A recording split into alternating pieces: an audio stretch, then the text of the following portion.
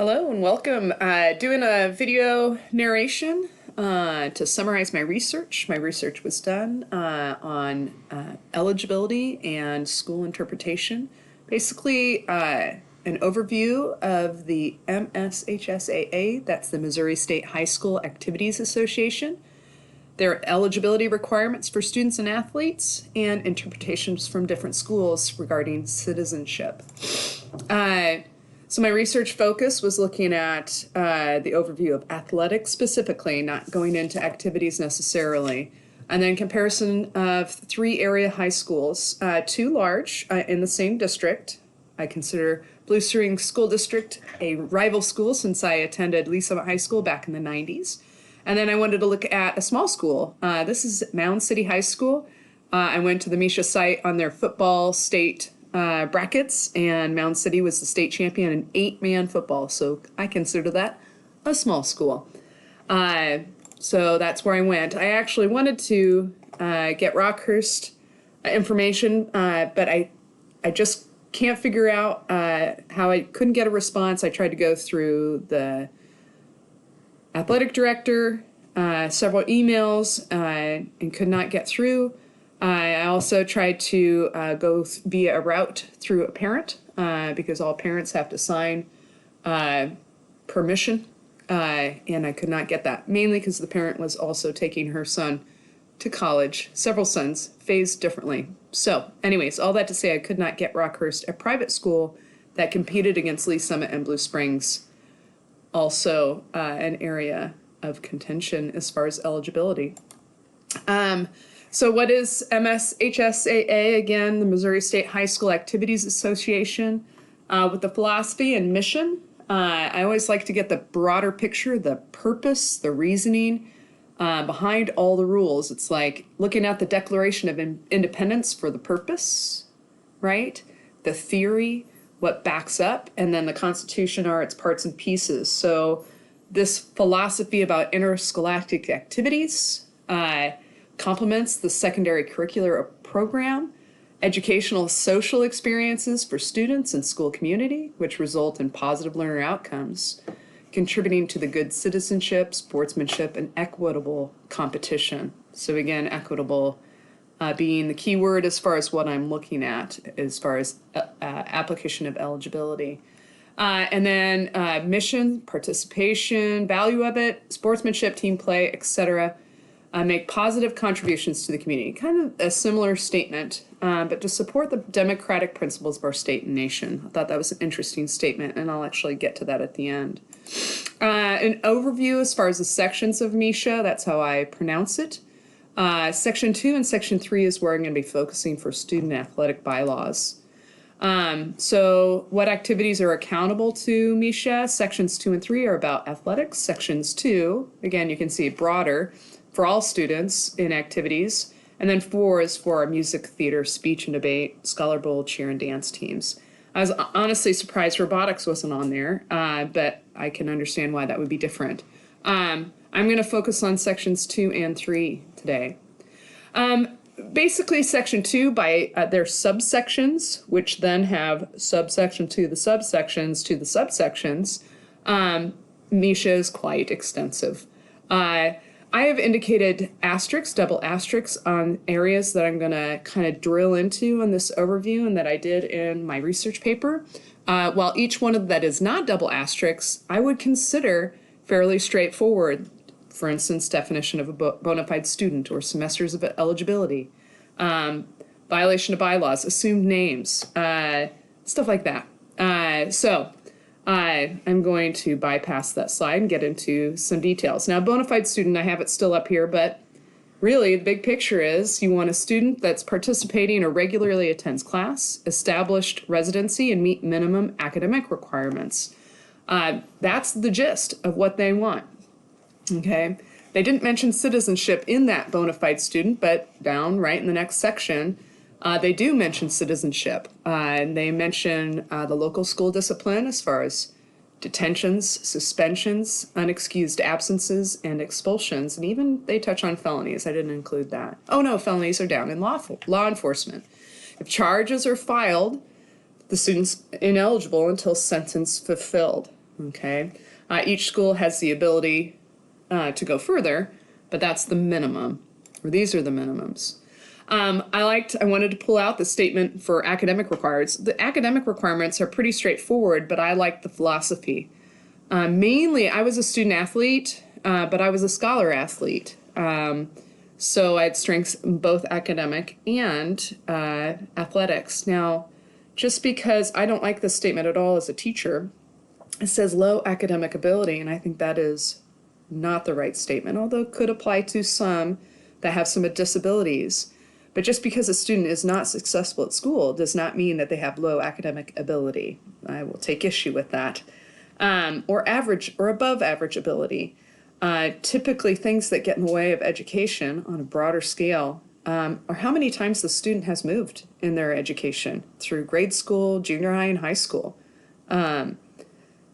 The stability of the family home, right, allows a more contiguous or steady education where you don't have any gaps. But all that aside, basically, it should be for all enrolled students making appropriate progress towards graduation and otherwise in good standing.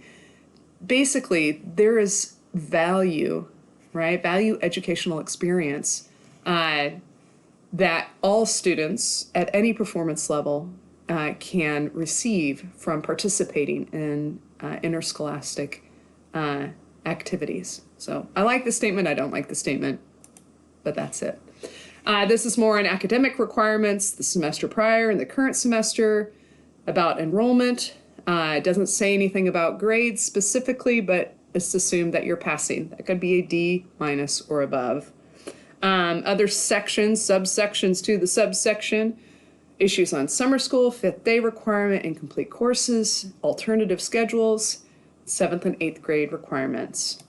Undue influence, I forgot. I mean, when I was first thinking about that, I didn't even think about this, but this is huge for those students that are phenomenal athletes, and they show that early on in their life. I have a friend that has a 6'5", 12-year-old who loves to play basketball.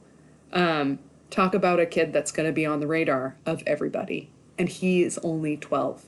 So undue influence, they have definitions of it, but again, it's to protect the students. Descriptions of undue influence: receiving anything of value, student or parent, getting tuition waived or reduced, payments of tuition by someone other than the family members, if they get overpaid for services rendered, the offer or acceptance of school privileges, for instance, that's not given to all people, parking spots, right? Tardies, I don't know what else, but something like that. Inducement to change residence. So if you are asked, right, that's an undue influence. If I'm asked to move to a different district to compete, or if I try to convince someone to move into the district, that is undue influence, and it jeopardizes eligibility. As far as specific to athletics, I'm going to look at eligibility requirements, essential, oh wait, maybe not, age requirements, amateur, etc. Well, let's see what I've got. That goes into like 30 sections, so through 19, and then these basically sports specific, so I'm not going to look at those. So let's see what we've got. Must maintain amateur status, 3.6. Activities that forfeit your amateur status: accepting monetary compensation, receiving an award that exceeds a certain amount, capitalizing on athletic fame to receive money, signing a professional contract or playing contract, and then you should not represent the school to endorse a product without the consent of the school. So those things could forfeit your amateur status. And if you have the amateurs don't maintain amateur status, you do not get to play interscholastic sports. Residence and transfer requirements, another huge section of sections upon subsections upon subsections. Essentially, I mean, it seems like, hey, if you live in this district boundary, you should play at the school designated by that boundary. But there are exceptions. Special learning centers, for instance. I would call it a 365-day buffer, but if I believe it's for the senior year. If your parents move, you might get that exception to stay within that district for your senior year. But you have to get a waiver for it. So these transfers of schools are ineligible for 365 days. However, there are 10 exceptions, although I have 9 listed, so that's interesting. If you're going to transfer schools, you have to have the full family change residence. You can transfer at promotion, say from 8th grade to 9th grade. You can transfer from a non-member school, so non-member of the Misha Athletic or Activities Association. Transfer from an unaccredited school. So some schools become unaccredited and they lose their extracurriculars, so you can move or go play at another school. Reorganizing a district, that applies actually to Lee's Summit School District because we have 3 high schools within it. And the boundaries change. Boarding schools, I'd look a little bit more into that. I can't recall the details of that. Hardship for parents, having to move, having to relocate, and then these waivers to get exceptions. And you can apply for those, and they are approved by an administrator at Misha, and then for exchange students. These 3 sections, sports participation and contact while participating, either during the school year, right, while not participating during the school year, or during the summer.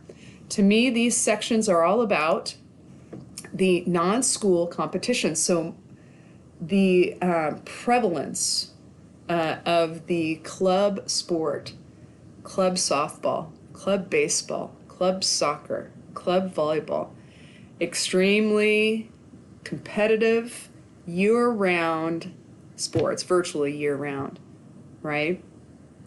They're same season, same sport, and then same season, different sport. They have different regulations. There are very few students, but they're out there. Olympic development teams, U.S. national teams, junior Olympic teams.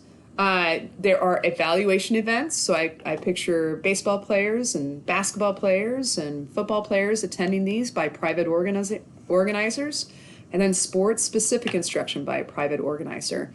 These themes are pretty consistent. This is during the school year while you're playing the sport. Now, while you're not playing the sport, it's still the same topics, right? Events, sports-specific, and then out-of-season sports conditioning. So you could be playing basketball and do some football conditioning, which is weird, but you can. And then winter and spring no-contact periods are defined. And then during the summer, you've got limits of contact for high school and junior high students. There's a dead period. All things that you're doing for the school must be voluntary, not required to make a team. You have to maintain your amateur status. If you attend a camp, you must pay for the camp fee. It cannot be paid by someone else. That's the undue influence. You can participate in school-sponsored summer sports instruction camps or non-school sponsored. And then any school-owned equipment can only be used at school events. Okay? Comparison of different schools. I looked at 3 different schools. It's very interesting, their documentation. 35-page athletics and activities handbook for Lee's Summit R7 School District. Wow. While Blue Springs, the rival, has 1.5 pages portion of the student parent handbook. Mound City, the Class 1 school, has 11 pages dedicated athletics and activities handbook. I thought the differences were interesting, but really, they kind of cover the same stuff. This is an overview of each section of Misha, seeing the similarities in yellow, what they all have in common as far as reference in their documents. Lee's Summit didn't have any reference to academic requirements, but still covered by Misha.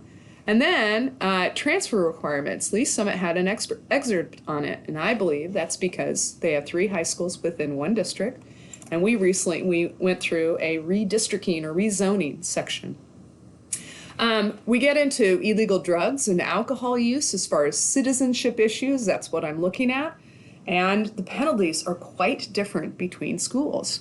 If I go Blue Springs to R7 school district, the first violation for Blue Springs for drugs, alcohol, and tobacco is 20% of the contest. For Lee's Summit, it's 40%. And for drugs and alcohol use, you have to self-volunteer for 10 hours of drug and alcohol counseling.